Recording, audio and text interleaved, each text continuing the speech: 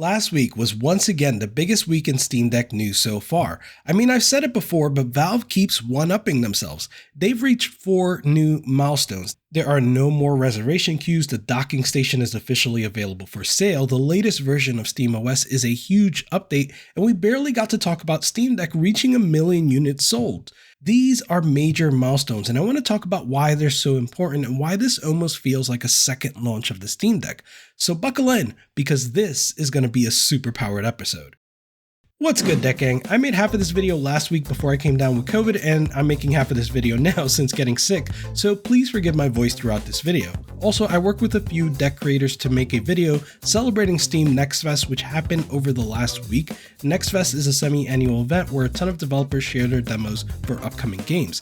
Similarly, the video you're watching now showcases some of the trailers for those games as B-roll. If any of these look interesting to you, make sure to head over to Steam and check out the demo. More importantly, add the game to your wishlist since that helps out developers tremendously. And if you want to know more about this super secret collaboration, subscribe to the new channel in the description. The era of reservations is gone. A few people like Nerdnest have seen this coming for a few weeks now, but now we have finally reached a threshold where the supply of Steam Decks in the first 4 regions has caught up with demand and we no longer need a reservation system. You can just place an order for a Steam Deck and receive one within a few weeks. You may think this means that demand for the Steam Deck has slowed down, giving Valve a chance to catch up, but Valve has reconfirmed that demand actually continues to increase even as we hit the 1 million mark, which I talk about later in this video. This is a particularly important milestone because it opens up more possibilities for Valve. They're still getting ready to ship in the 4 new Asian regions, so they'll have to have enough supply for that, but they've made clear that after that they're going to start working on other regions as well. I know a lot of folks watching from South Asia, Southeast Asia, and Oceania all want a piece of the Steam Deck hype, and I want to see the Steam Deck go truly global. I don't think we're going to get news about new regions in 2022, but I hope that we hear more by early 2023. The other thing I've been talking about for a long time is the Steam Deck in retail stores. I think the window is closed for Steam Deck in retail stores for the holiday season of this year, and in fact I think Valve has a few more things to check off before they would be willing to put the Steam Deck on shelves of Walmart, Target, and Best Buy, but still I think getting through the current list of reservations was the very first thing on that list before they could even consider going retail. You may think retail isn't important, and in many ways you might be right, but personally I think that Valve is shopping for new customers and retail might be the fastest way to get there if they do it right. The next piece of enormous news is that the official docking station is now available, like fully available. Like by now, people have already placed their order, received their dock, and have already posted reviews. I was literally sick in bed when the news dropped, so I'm late to the party, but even I will have my official Steam Deck dock by the end of the week. There are a few things to know about the official dock. Number 1 is that you will be able to update the firmware of the Steam Deck dock with the Steam Deck itself. This is helpful in the event that there are any compatibility issues. I've seen a lot of reports from people that use any one of the unofficial docks with the Steam Deck, and from that, I've seen a not so small number of people bring up some compatibility issues, usually having to do with their audio setup.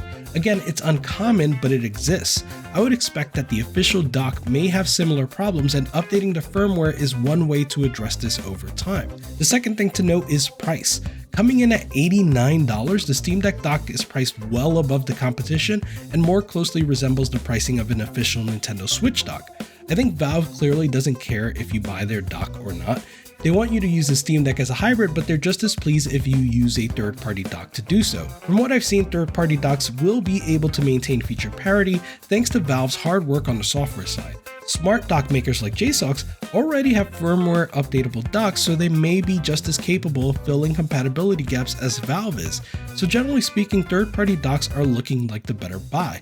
One thing to keep in mind, however, is that third-party docks don't come with an extra brick, and the official dock does. Overall, this milestone is a big deal because ever since we saw the Steam Deck, it's been advertised as a dockable hybrid, just like the Switch. That's something that we've all been excited about, and honestly, the hybrid experience to this point has not been quite as good as the Switch.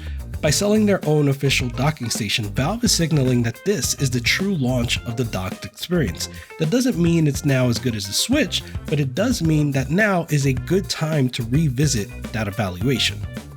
And the third big piece of news is around the latest SteamOS update. SteamOS 3.3.2 came out of beta last week, and it brings a ton of features to the stable channel. The two biggest category of things this update addresses are dock mode and Steam input. The dock mode features include improvements like the ability to set the output resolution, or just allow Steam Deck to auto set it to something friendly based on the display. The Steam input features include the flick stick improvements I talked about back in my color feature video, as well as huge improvements to menus and mode shifts. The fact that Steam input and dock mode were addressed together here is notable. I feel like this update concludes a long list of things that, for lack of a better way of putting this, Steam Deck should have launched with.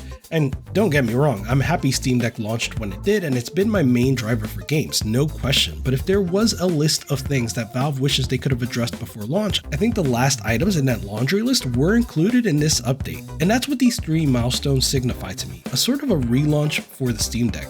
You can now buy it without reservations, you can buy the dock for a true hybrid experience, and it has a whole host of software updates brought to you from 6 months of user use and feedback. As we head into the holiday season, the Steam Deck just got a relaunch, and I think that Valve has done an awesome job. But they did reach one more milestone they didn't tell us about at all.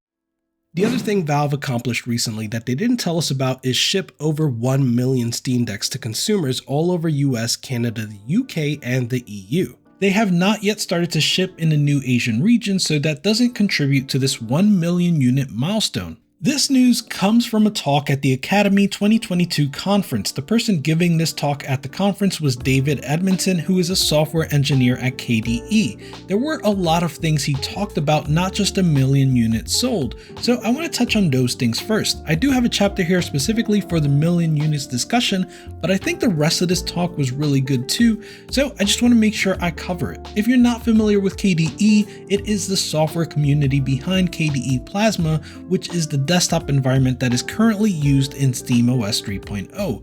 It's not an understatement to say that the Steam Deck in its current form is not possible without KDE developers. In fact, one of the really salient points that Edmondson made during his talk is that users like me and you have used desktop mode to fill the gaps that Valve left in terms of Steam Deck functionality. This could be as simple as recording gameplay. Recording gameplay is something that is basically stock functionality in all consoles. Even the Switch captures the last 30 seconds of gameplay, and of course on a typical desktop environment it's trivial to do. So while recording your screen is not available on the Deck's gaming mode by default, it's easily possible within KDE Plasma. And further, it's actually possible to use KDE Plasma to add this functionality to Steam Deck's gaming mode. And so it goes with other functionality that might not exist or might not have existed in Steam Deck's gaming mode. Further than that, people are using desktop mode a lot more than we expected. According to Edmondson, Valve said, quote, "Desktop mode has been used a lot more than we expected, and the reviews have all been positive. This is due to the hard work of everyone in KDE, and you should all be proud," end quote. Absolutely agreed. And what's interesting here, as Edmondson himself seems to imply, is that the reception for KDE on Steam Deck is generally more positive than the reception for KDE on laptops. It's not because the desktop environment on Steam Deck is any better than it would be on a laptop, but instead it's about expectations. If you're using a desktop environment on a laptop, you expect an experience that's about as good as Windows. But people using the desktop environment on what is effectively a game console like the Steam Deck have very different expectations and are pleasantly surprised to see what is a very flexible computer. As Edmondson says, they weren't necessarily expecting a desktop when they bought the device. It's a value add. What they ended up getting instead is as easy to use as a PC, not as big as a laptop, and more flexible than a phone. Again, those are Edmondson's words. And other than news about 1 million units, the last important takeaway I have is that Valve have been working closely with KDE for years now, well before they even knew that Valve was working on a portable handheld or that they were effectively being contracted to be a part of making it themselves. Over the years, Valve asked KDE to improve things like network monitoring, system settings, startup performance, improvements to the Flatpak ecosystem, and more. Valve wanted to help build the ecosystem. That's because this would in turn help Valve have a viable ecosystem that's independent of the known and potential walled gardens. While Windows isn't a walled garden now, there has been reason to fear that it could head in that direction. So yeah, shout out to David Edmondson and all the devs over at KDE.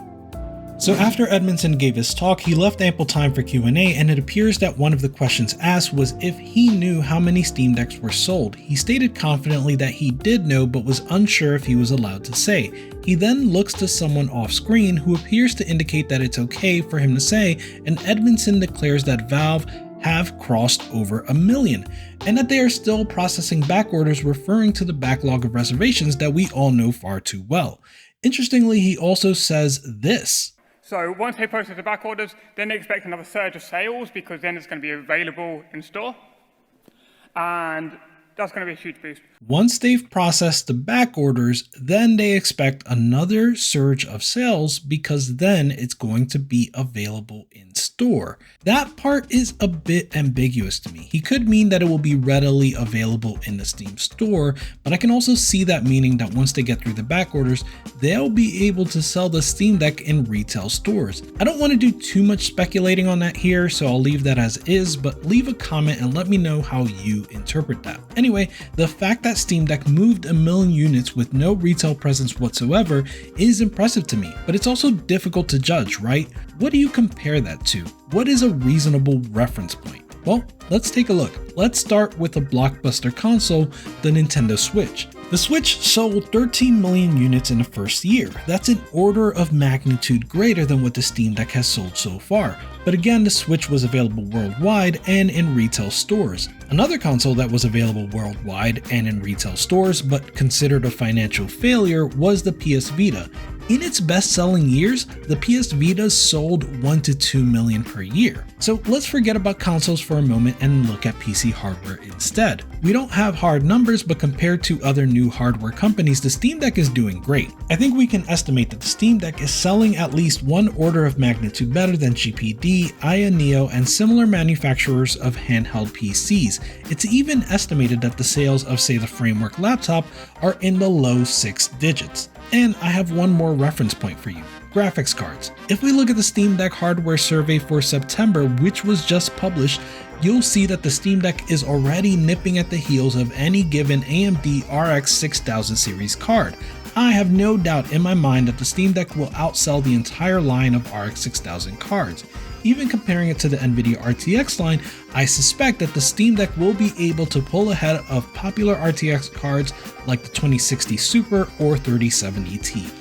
So where does that leave us? I'm going to put some numbers around it, but some of these numbers are speculated based on the points I've made so far, so take that with a grain of salt. Niche handheld PC manufacturers sell in the thousands or tens of thousands of units per year. Framework laptops sell in the tens or hundreds of thousands of units per year. Successful graphics cards, the Steam Deck, and quote-unquote failed consoles like the PS Vita and Sega Dreamcast sell 1 to 5 million units per year, and blockbuster consoles sell around 10 million units per year. These are gross overgeneralizations, but I think it paints a clear picture that the Steam Deck has sold exceedingly well for a new hardware manufacturer with very limited availability. What do you think would be a success for Valve and the Steam Deck? Let me know in the comments below. If you enjoy these videos, make sure to like or dislike and tell me why, subscribe, maybe tell a friend, and maybe check out my Patreon. Deck Gang out. Goodbye.